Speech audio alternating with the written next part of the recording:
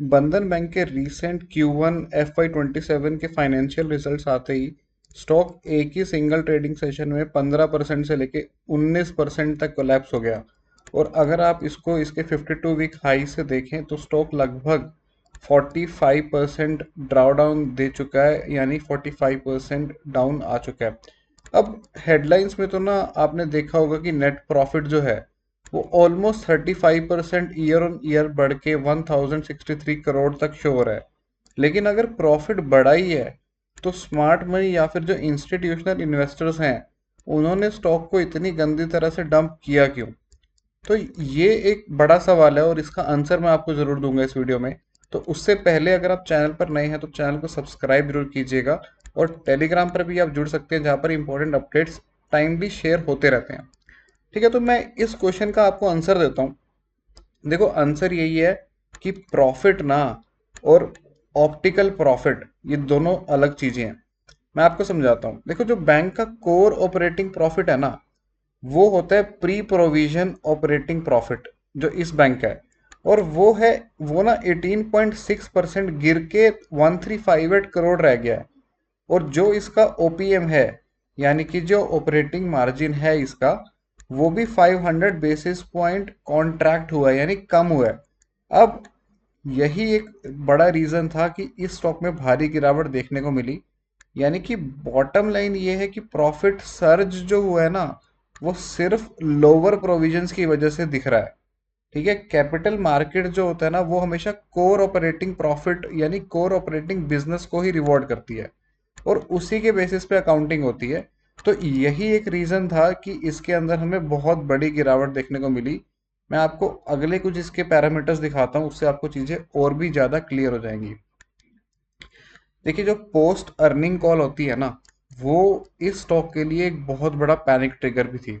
क्योंकि मैनेजमेंट ने क्या किया ना, मैनेजमेंट का जो FY27 का ROA था, यानी कि रिटर्न ऑन एसेट, उन्होंने उसके गाइडेंस को भी डाउनग्रेड कर दिया। उन्होंने कहा कि जो उनका फॉर्मल टारगेट था पहले, उस फॉर्मल टारगेट से इन्होंने 1.6 या 1.8 की रेंज में इन्होंने पहले दिया था। अब इन्होंने कह दिया कि वो जो टारगेट है वो 1.2 से 1.4 की परसेंट की रेंज में ही है। यानी कि जो बंधन बैंक है उसके जो 1.9 लाख करोड़ से ज़्यादा के एसेट बेस है, अगर उस पर 40 बेसिस पॉइंट का भी डाउनग्रेड होता है, मतलब लगभग 800 करोड़ का नेट प्रॉफिट सीधे सीधे गायब हो रहा है। और यही जो चीज़ है, यही जो एक पैरामीटर था, यानी कि इतनी ज़्यादा गाइडेंस को कट कर देना ही लोगों को पसंद नहीं आया, बड़े प्लेयर को पसंद नहीं आया। और जो इन्होंने ये जो रिटर्न ऑन एसेट कम किया है उसके दो मेजर रीज़न है। ठीक है, उसके दो मेजर रीज़न मैं आपको बता देता हूँ। पहला तो ये है कि उन्होंने जो 30 BPS नेट इंटरेस्ट मार्जिन जो है वो कम किया। वो इसलिए किया कि जो बैंक है ना वो अनसेक्योर्ड माइक्रो फाइनेंस के बिजनेस में था, जहाँ पे कहीं ना कहीं इंटरेस्ट बहुत ज़्यादा होता है, लेकिन अब ये धीरे धीरे सेक्योर्ड होम लोन्स की तरफ शिफ्ट हो रहे हैं। तो जब भी आप अनसिक्योर्ड से कहीं ना कहीं सिक्योर्ड तरफ जाते हो ना, तब जो है मार्जिन कम होता है, और वही पैरामीटर हमें इसमें भी देखने को मिला।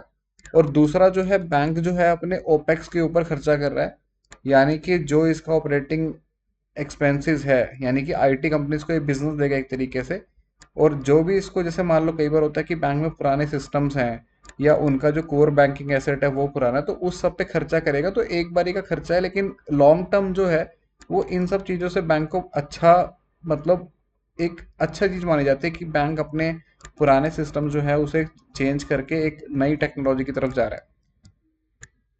आगे चलते हैं, बात करते हैं कि इसके जो कुछ पॉजिटिव्स हैं। जैसे कि इसकी जो बैलेंस शीट है वो काफ़ी पॉजिटिव है, यानी कि इसके जो इनफैक्ट लास्ट के कुछ क्वार्टर्स हैं वहाँ पे इसका जो एनपीए है वो 4.96 से ड्रॉप होकर 3.15% तक रह गया है। जो इसका नेट एनपीए है वो भी 1% से नीचे आ गया, जो कि साइकोलॉजिकल नंबर होता है, 0.93% है इसका अब। तो ये चीज़ भी काफ़ी अच्छी है। और पीसीआर जो है इसका, प्रोविजन कवरेज रेशियो, वो भी 85.9% पर है, जो कि काफ़ी सॉलिड है। यानी कि कुछ अच्छे पैरामीटर इसके अंदर डेफिनेटली है।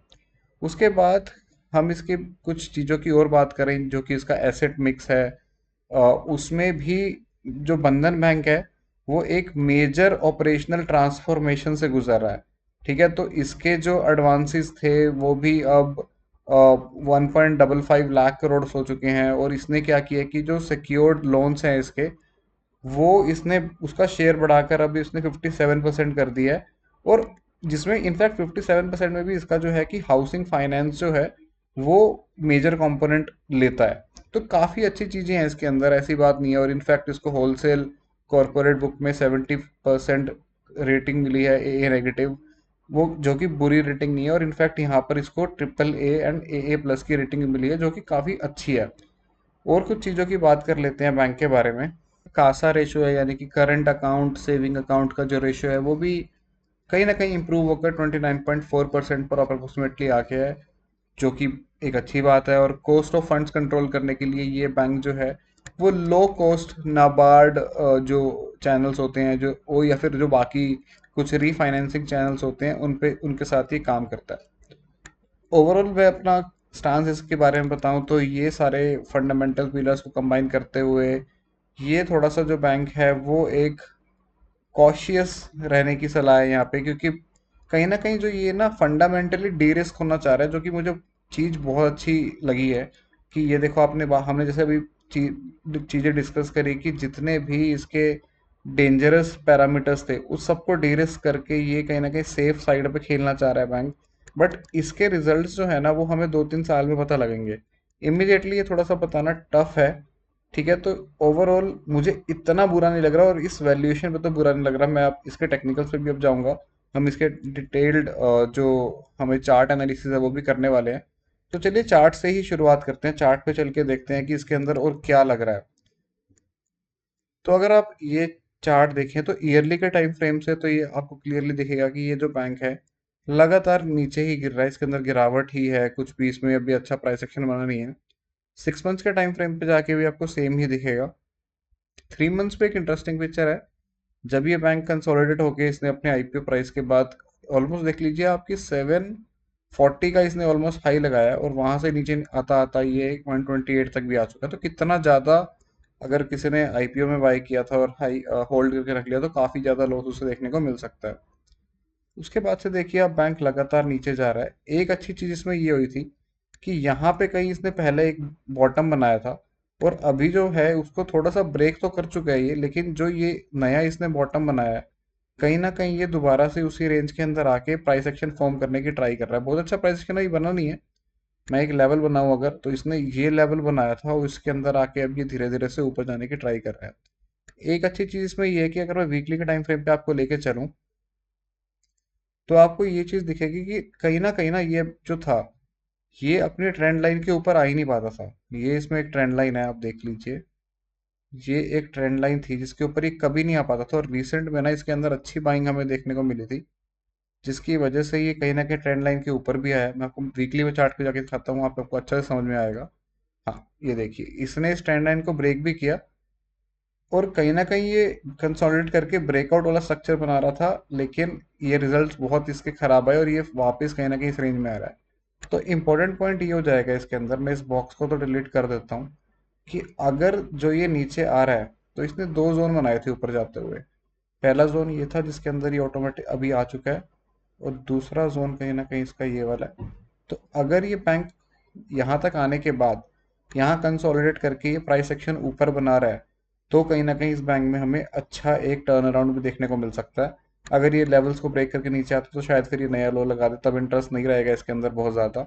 बट अगर कहीं ना कहीं इन्हीं लेवल से ये थोड़ा सा कंसोलिडेट कर रहा है, कुछ टाइम ले रहा है, यहीं से ऊपर जा रहा है, तो कहीं ना कहीं हमें लग सकता है कि शायद इसने एक नया पैटर्न बना के अभी यहाँ से ऊपर जाने की ट्राई कर रहा है। तो ये मेरा बंधन बैंक पे एनालिसिस था। आई होप आपको वीडियो अच्छी लगी होगी। चैनल को सब्सक्राइब जरूर कीजिएगा।